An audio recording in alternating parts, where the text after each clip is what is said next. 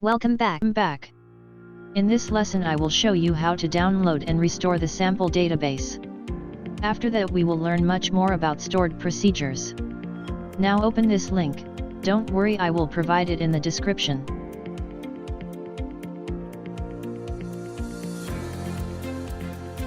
Now scroll down. You have to download this AdventureWorks back file. I have 2019 SQL version, so I will download this one, AdventureWorks 2019. Depending on your version, whatever you have installed, download accordingly.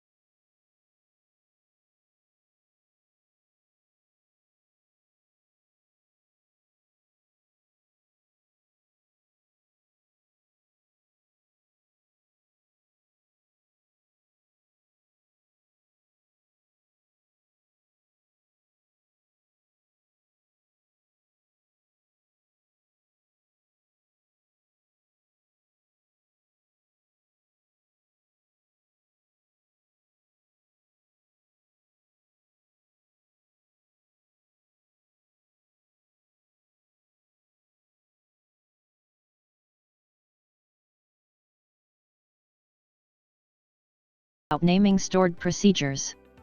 For naming the stored procedures we need to follow a few things.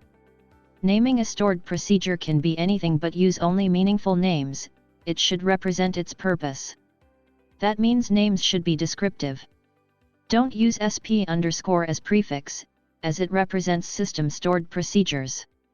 Use something similar to USP as prefix, as this indicates the name refers to a user-defined stored procedure. So in the next lecture we will see much more about stored procedures. See you in the next lecture.